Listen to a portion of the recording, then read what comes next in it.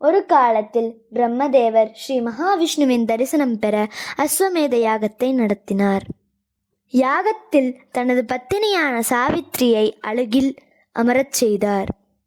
இதனால் கோபமடைந்த சரஸ்வதி தேவி யாகத்தை தடுக்க உலகையே இருளில் மூழ்கச் செய்தாள். அந்த இருள் யாகத்தை நிறுத்தும் அளவுக்கு இருந்தபோதும் விஷ்ணு பகவான் தனது கரத்தில் ஒரு விளக்கை ஏந்தி அந்த இருளை ஒழித்து யாகம் தொடரும் வகையில் ஒளியூட்டினார்.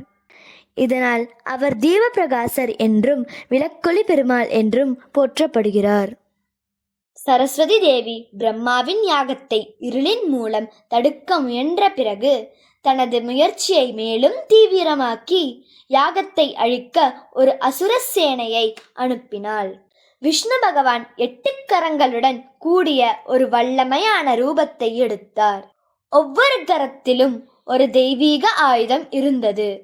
சுதர்சன சக்கரம், சங்கம், கதை, கட்கம், வில்லும் அம்பும், கேடயம் மற்றும் தாமரையும் இருந்தன. இந்த அதிசயமான ரூபத்தில் அவர் அசுரர்களை அழித்தார். இந்த தெய்வீக நிகழ்வு காஞ்சிபுரத்தில் உள்ள அஷ்டபுஜகரம் திவ்ய தேசத்தில் நடந்தது. இங்கு அவர் அஷ்டபுஜ பெருமாள் என்றும் அவரது தேவி புஷ்பவல்லி தாயார் என்றும் வழிபடப்படுகிறார்.